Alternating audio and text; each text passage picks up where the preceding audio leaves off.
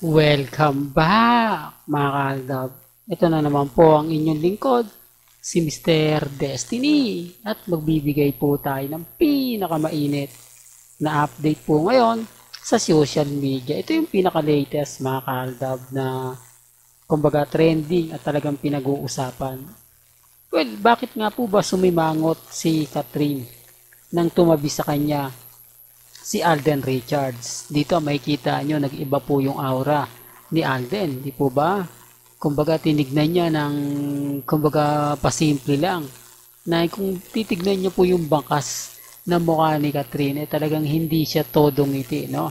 Yung tipong ngiting aso, di po ba? Pansinin niyo mga kaaldab, yung aura niya, di po ba? Parang nagbago na, hindi na siya katulad ng dati, di po ba? Hindi man lang niya inakbayan si Alden Richards, di po ba? Marami tuloy mga kwento na lumalabas, kumbaga issue kay Alden, tapos naglalabas ang bakla, etc. etc.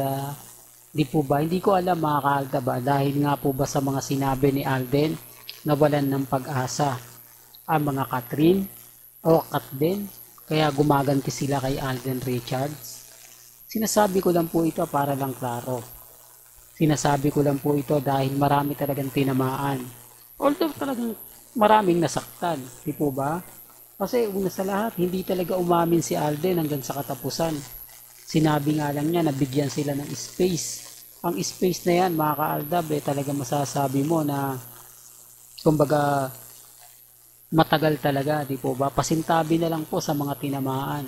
Pasintabi na lang po sa mga taong kumbaga hindi gusto yung mga ina-update natin. Hindi gusto yung mga sinasabi natin.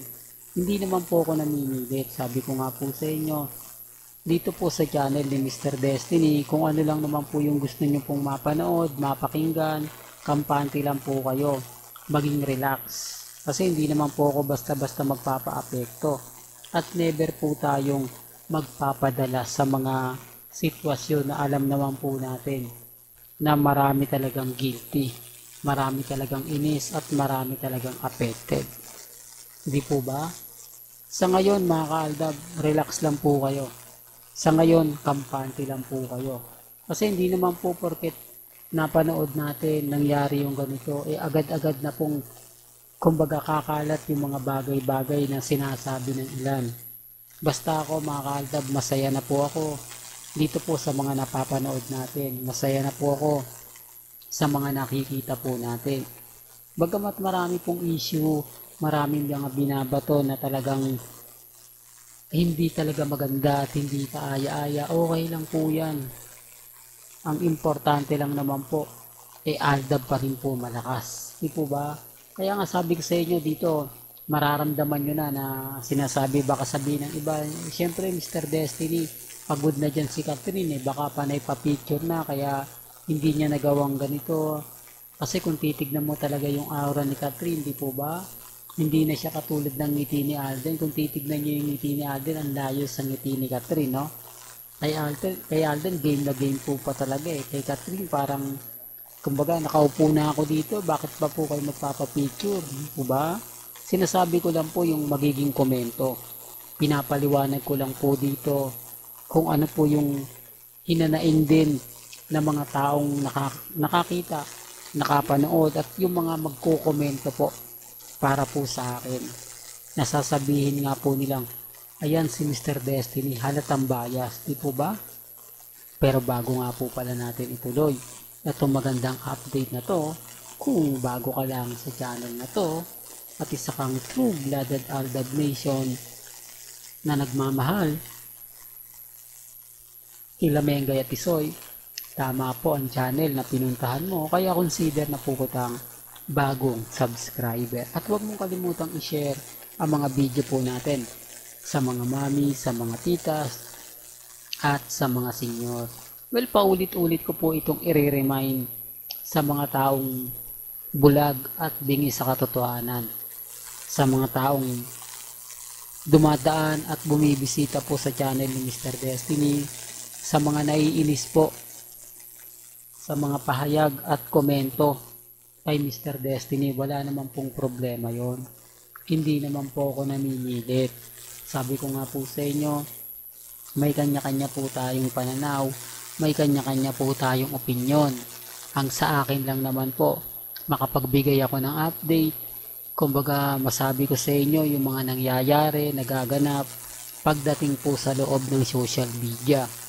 Ako nga po, panay pambabas, okay lang. Di po ba?